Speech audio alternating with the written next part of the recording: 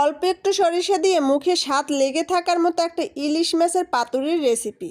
বানাইতে তেমন কিছুরই দরকার হয় না, শুধু ইলিশ মাছ আর লাউ পাতা হইলেই হয়। আর বানানো একদম পানির মতো সহজ, আর খেতে এর স্বাদ অসাধারণ, একদম মুখে লেগে থাকার মতো স্বাদ হয়।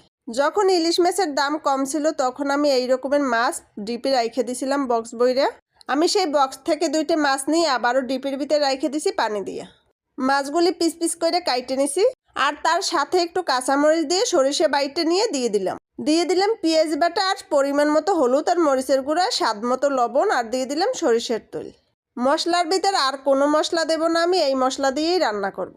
এখন আমি মশলাগুলো খুব সুন্দর করে মাছের সাথে মিক্স করে নিচ্ছি। একদম হাত দিয়ে মাইখে মাইখে মশলাগুলি মাছের গায়ের সাথে লাগাই দিচ্ছি। তারপরে মাছগুলি কিছুক্ষণ রেস্টে রেখে দিছি 10-15 মিনিটের মতো। তারপরে যে কয় পিস মাছ সেই কয় পিস আমি লাউ পাতা নিয়ে আসছি। লাউ পাতাটা কুইটে ধুয়ে সুন্দর করে পরিষ্কার করে নিয়ে আসছি। মানে পাতাটা তো কুটি নেই, পাতার উপরে যে আঁশটা ছিল সেই আঁশটা ফেলাইছি। পাতাগুলি আস্ত আস্তই ছিল।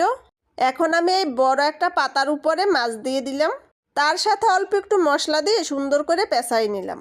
চাইলে সুতো দিয়েও পেঁচাই নেওয়া যাবে, তাহলে আর খুইলে যাওয়ার ভয় থাকবে না কোনো। আমি আর সুতো দিয়ে পেঁচ দিয়ে নিলাম না, আমি এখানে লাউ পাতা দিয়ে সুন্দর করে পেঁচাই নিছি। আর এই যে আমার সমস্ত লাউ পাতায় মাছগুলো পেঁচাইয়ে রাখা কমপ্লিট হয়ে গেছে। আমি তো একটু ভয়ে ভয়ে ছিলাম যে পাতা থেকে আবার মাছগুলি বের হয়ে যায় কিনা। মাছগুলি পাতার ভিতরে ঢুকাইয়ে সুন্দর করে পেঁচাই নেওয়া কমপ্লিট। এখন একটা কড়াইতে অল্প একটু তেল দিয়ে দিলাম, আর তার সাথে আমি এই লাউ পাতার ভিতরে যে ইলিশ মাছের পাতুরি, সেই মাছের পিসগুলি এক এক করে দিয়ে দিলাম। একদম লো আছে, আমি এটা এখন ঢাকা দিয়ে রান্না করে নেব। আর এই যে দেখো লো আছে ঢাকা দিয়ে রান্না করে নিয়েছি, তার জন্য শাক থেকে অনেকটা পানি বেরোয় গেছে। এখন আমি উল্টোই দিলাম, উল্টোই পাল্টাই আরও কিছুক্ষণ রান্না করে নেব। উল্টোই দিয়ে আমি ঢাকা দিয়ে আরও কিছুক্ষণ রান্না করে নিছি। আর এই যে পানিগুলি একদম শুকিয়ে নিছি। আর এই যে আমার ইলিশ মাছের পাতুরি রান্না একদম কমপ্লিট হয়ে গেছে। এখন ইলিশ মাছের এই পাতুরিগুলি একটা বাটিতে তুলে নিলাম। আর এই যে দেখো ইলিশ মাছের পাতুরির পিসগুলি যে কী যে লোভনীয় লাগতেছে, দেখে তো মনে হচ্ছে আবারও খেয়ে ফেলি। এত লোভনীয় ইলিশ মাছের পাতুরি আমার রান্না করার পরে একটু দেরি হয়নি, কারণ কী যে সুন্দর ঘেরান বেরোচ্ছিল এখান থেকে, বিশ্বাস করো তোমরা। তাই তো আমি ভাত নিয়ে নিছি আর এক পিস ইলিশ মাছের পাতুরি নিয়ে নিছি। বাই করার সাথে সাথে দেখো মাছটা যে কী লোভনীয় লাগতেছে, আর মাছের ভিতরে মশলাগুলি একদম সুন্দর করে ঢুকে গেছে। আর মাছটা শাকটা একটু খুইটে মুখে দেওয়ার সাথে সাথে মুখের ভিতর স্বাদে একটা ব্লাস্ট মারছে।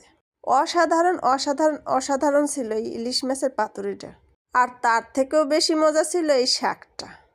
এই পাতুরি থেকে যেরকমের সুন্দর ঘেরান বেরোইছে, সেরকমের দেখতেও লোভনীয় লাগতেছে। আর রান্না করতে তো একদমই সোজা, শুধু অল্প একটু সরিষা আর পেঁয়াজ বাটা দিয়ে রান্না করছি।